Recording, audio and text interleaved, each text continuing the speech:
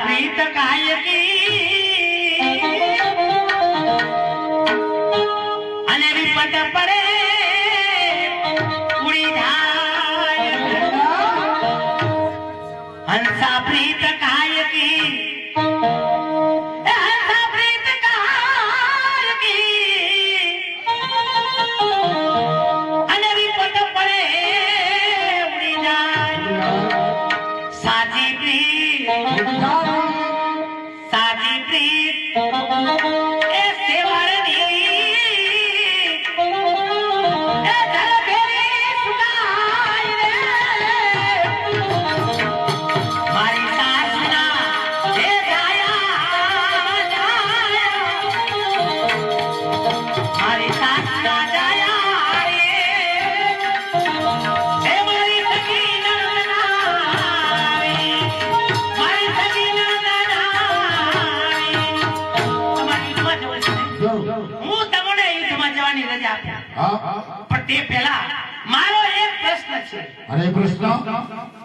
એ પ્રશ્ન હું તમને કહું પણ તે પહેલા એક શરત છે એ પ્રશ્નનો ઉત્તર તમારે સત્યતામાં આપવાનો અને જો સત્યતામાં ન હોય તો એક રાત આ છાવણીની અંદર મારી સાથે રોકાવાની કબૂલ છે પુત્રા તમારો જે પ્રશ્ન હશે એનો પરિઉત્તર આપી હું હાલ યુદ્ધમાં જવા પૂછો પ્રશ્ન એમ એકાદશીના વ્રત આવ્યા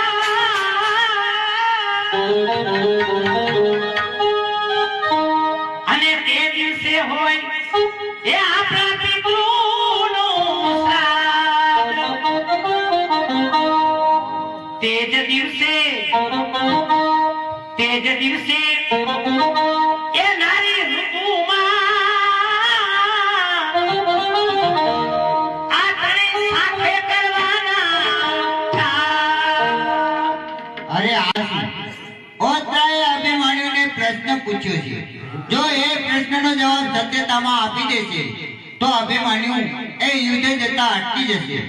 મારે અભિમાન્યુને મારવો છે એમ જ એનો વંશ પણ રાખવો છે તો ચાલ અભિમાન્યુની બુદ્ધિમાં ફેરફાર કરાવો જેથી કરી પ્રશ્નનો જવાબ આપી ન શકે અને 6 માસની રાત બનાવો અભિમાન્યુનો વંશ પણ રહી જાય અને અભિમાન્યુનું મૃત્યુ પણ આ પ્રશ્ન હા સત્ય હોઈ શકતો છતાં પ્રશ્ન પરિઉત્તર તમે આપો જો સત્યતામાં જવાબ હશે તો શરત મુજબ એક રાત છાવણીમાં રોકાય જરૂર પ્રશ્નનો ઉત્તર હોય એકાદશીના વ્રત હોય તે જ દિવસે આપણે ઉપવાસ કરવો પડે અને તે જ દિવસે પિતૃનું પાછું શ્રાદ્ધ હોય એટલે શ્રાદ્ધ જમવું પડે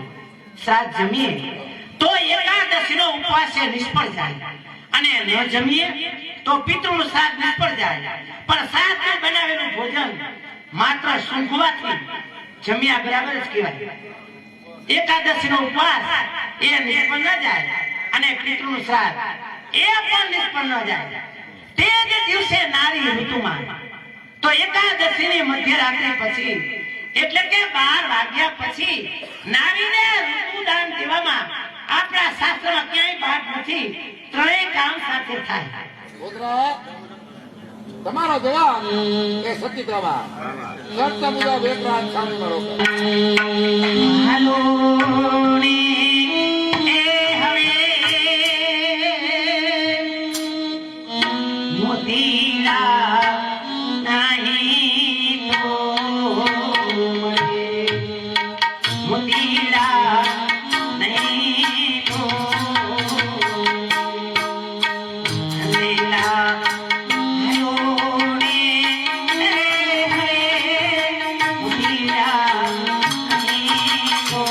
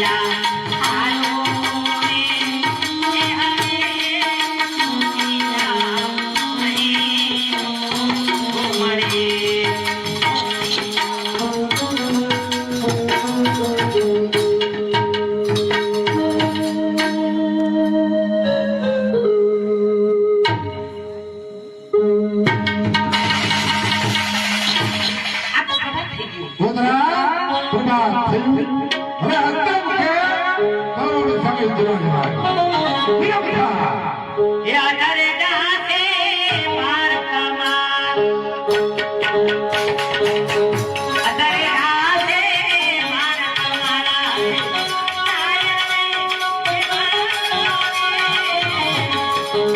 આધારે ગાતે પાર